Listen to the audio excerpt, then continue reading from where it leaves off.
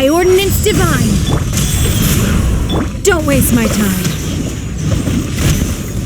Your life is mine. With sword comes shadow.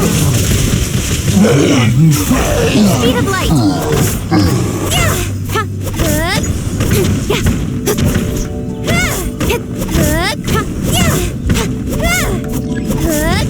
Don't blink. It's nothing. To dust! Unleash!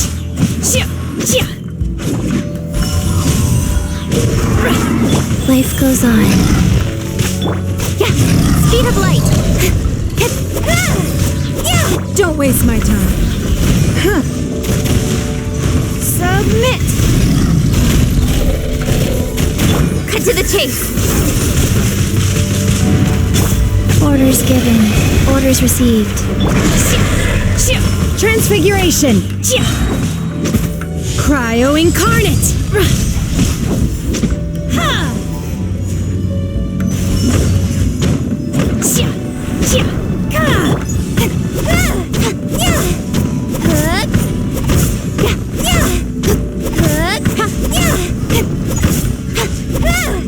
Incoming. Hey!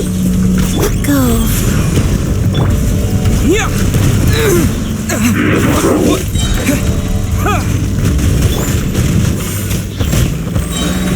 Your life is mine.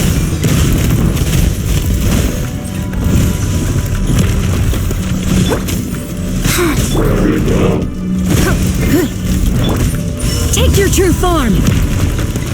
Take your true form.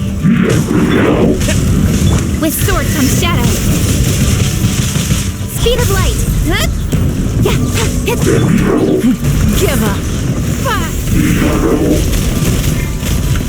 To dust! Blood takes blood. The victor has been decided. Oh, We are all but pawns. fitting. Cut to the chase.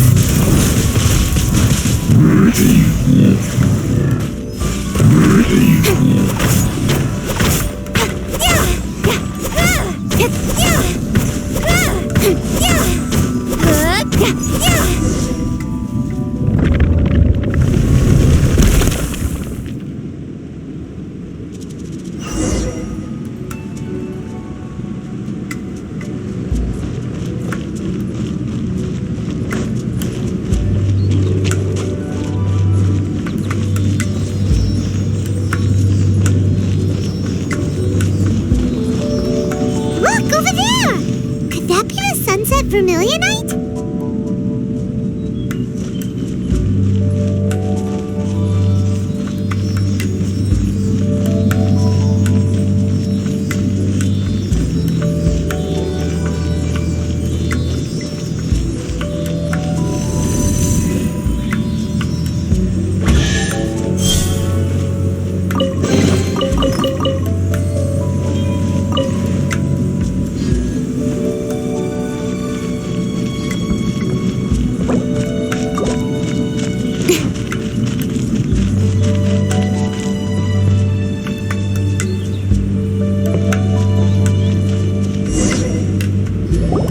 Is this it?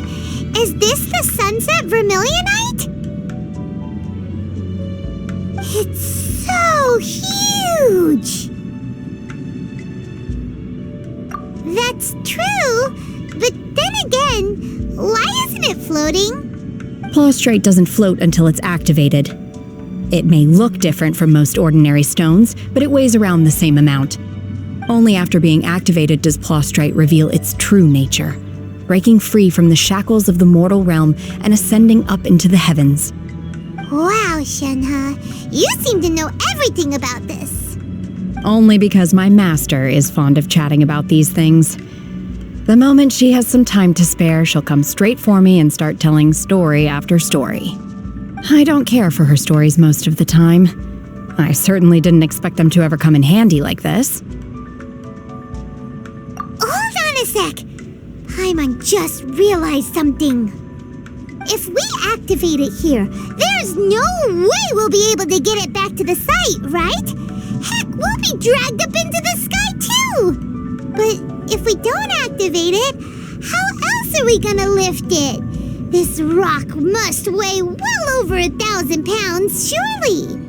Don't worry. I can handle the weight quite easily. Are you sure?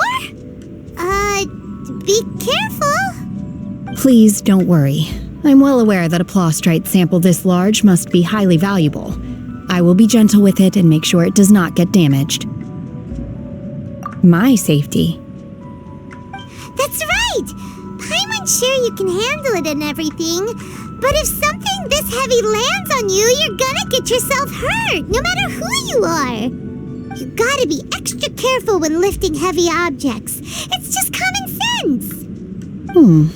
Is it now? Well then, thank you. I'll go on ahead with the plastrite. Let's meet at the building site later. How was Shenhe able to carry that huge rock all by herself? Adepti super strength much? We can't slow down yet. Let's go meet her at the building site.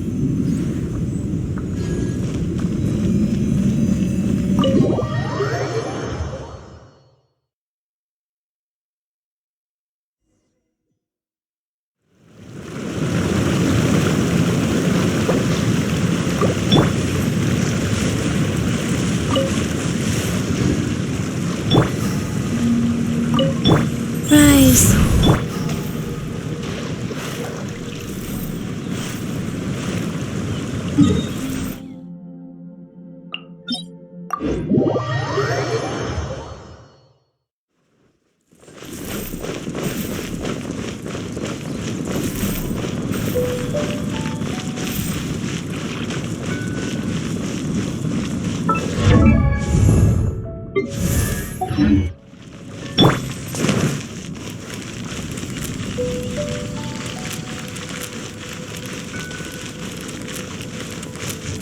Go.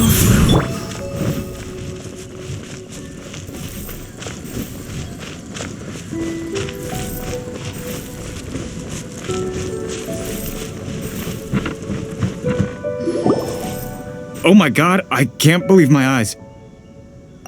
How can she lift that massive rock all by herself? She's gotta be one of those Adepti, surely. Oh, mighty Adeptus, please give me your blessing so that in the coming year I may reap a more bountiful salary. This is top tier in size and quality, and the condition it's in is quite simply immaculate. Congratulations, this item is approved for submission. I'm going to award you full marks for the Sunset Vermilionite item. May I take your name? My name isn't important. I'm not even here to compete. I was just delivering this for some other people. They should be here any minute now. Shenhe and Ningguang's little helper. Ah, so you're the ones behind this. No wonder. The rarest talent turns in the rarest plastrite specimen. But I have to correct you on one point. It's not helper, it's secretary. Okay then, Miss Secretary, what do you think of the rock we found? Pretty amazing, right? In truth, it is the finest piece of plastrite we have received so far. If everything goes according to plan, we will use this piece in the foundation of the Jade Chamber, which will enable us to proceed to the next stage of construction.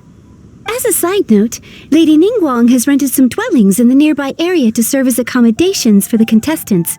If you need a place to rest, you are welcome to stay there. Now, please excuse me.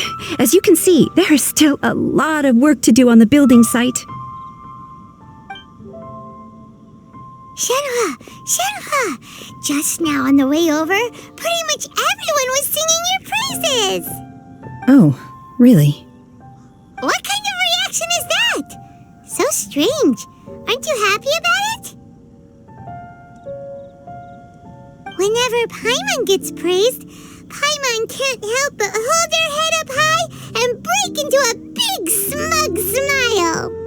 I've had similar compliments before. They call me an Adeptus. treat me with great deference and respect, as if I'm set apart from the common folk. Yeah, 'cause that's how Adepti are. At least the ones we've met are pretty unique and reclusive, too. Way different than normal people. But I am not... Shenhe? I'm fine. I've been exerting myself quite a lot ever since we set foot in that abode. I'm just a little fatigued. Well, Byron said that there are some makeshift hotels we can use, right? Let's go check in and take a rest. No need. I simply need to find myself a secluded place in the wilderness to sit and meditate in silence. You can't do that. It's dangerous out in the wild on your own. When you're hungry, you go eat something tasty. And when you're tired, you go lie down in a nice, comfy bed. All right? Seriously, don't punish yourself like this. Okay. If you insist. Great! Now we're talking. Let's head to our hotel.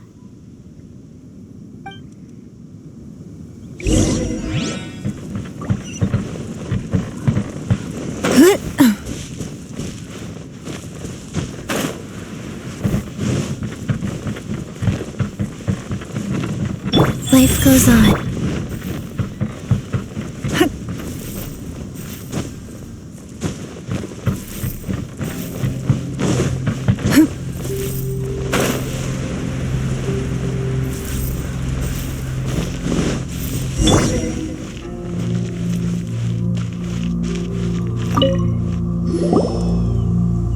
Hi there! Checking in, are we? You're just in time. We only have 2 rooms left. Since this was chosen as the building site for the new Jade Chamber, we've had a constant stream of people in this area.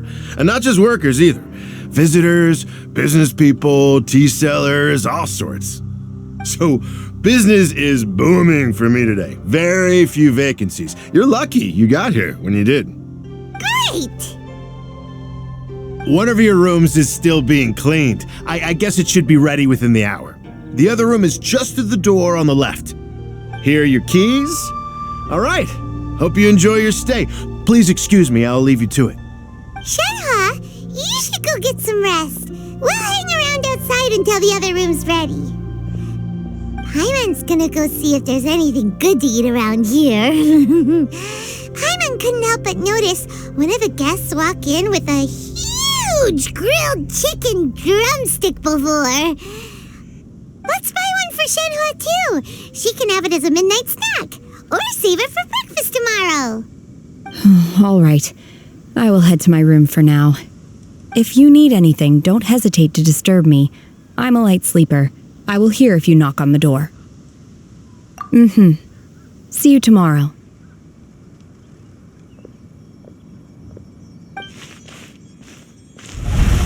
Hey, isn't that Cloud Retainer? What's she doing here? Let's go and say hi.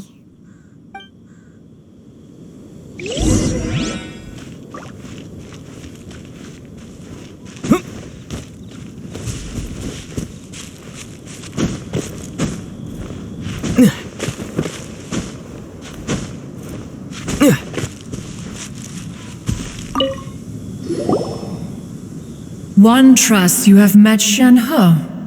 So, are you getting along quite well? So far, so good. Yeah.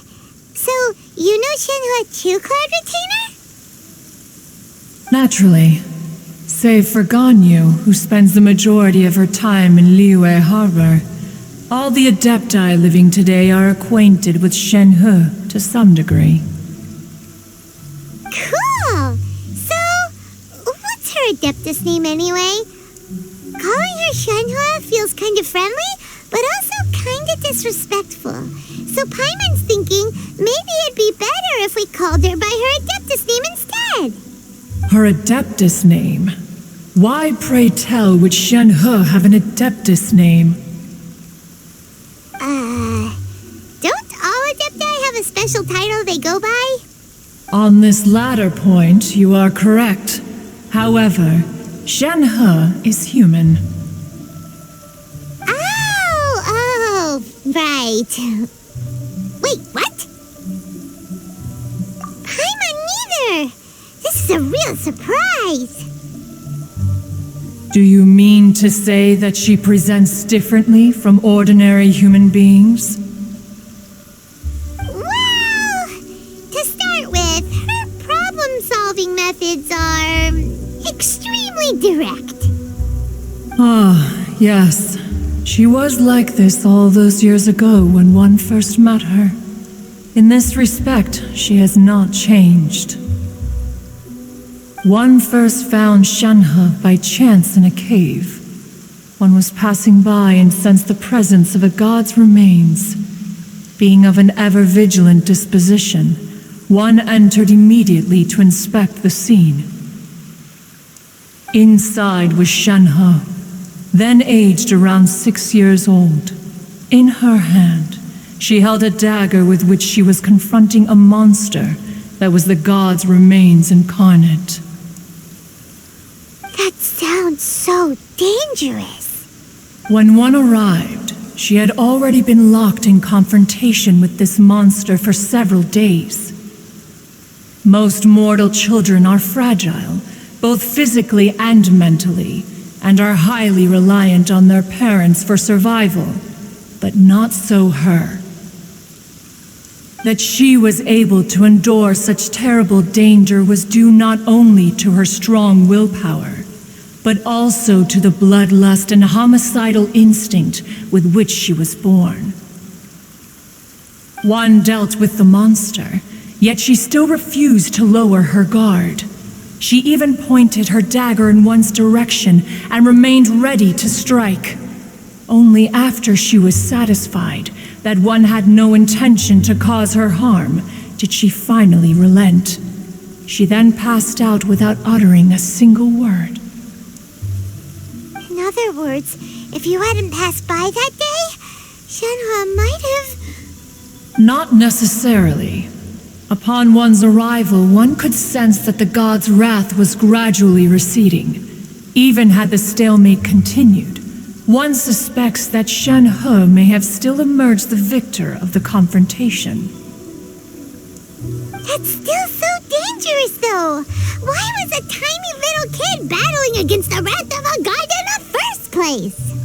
Alas, the mortal world is rife with suffering of every kind, and she had experienced her fair share of this even at a tender age. Seeing that she was homeless, one decided to adopt her. Indeed, it is one to whom she refers. Shen-He has an extraordinary constitution, making her well adapted to practicing the Adepti arts. All the Adepti cherished her talents, and so we were willing to train her. However, her homicidal urges did not subside with age. Rather, they grew stronger day by day. Mooncarver once performed a divination for her. He declared that her fate is to bear the curse of calamity. Consumed by malevolent energy, she is prone to bring harm to those around her. Such is the magnitude of the danger this poses, that her soul must be bound with red ropes to keep her homicidal instinct at bay. The red ropes have indeed served to keep her calmer and more content. They also seem to have rendered her somewhat inexpressive. Perhaps the red ropes are so powerful that they have suppressed some of her other emotions as well.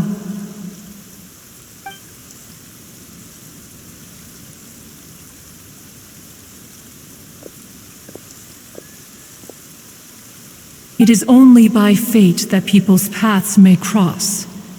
Now that Shen-He's path has crossed with yours, please be sure to treasure the gift that fate has given you, and take good care of her. Oh, now Paimon gets it. You came out here to check up on Shenhe because you were worried about her, didn't you? Huh. You dare draw such a facile conclusion on the nature of one's present excursion? Incorrect. The truth is that while Liyue Harbor may seem peaceful today, danger is always lurking in the shadows. Ningguang once made a bold assertion that this is to be the era of the contract between Liyue and the humans. Well, one is most curious to observe how she will respond to the coming storm. If she handles it admirably, one is willing to be a witness to her achievements. But if she does not, the Adepti shall not hesitate to seize control. Let us conclude our conversation here for today. One has occupied enough of your time, and night is approaching. Be sure to get ample rest.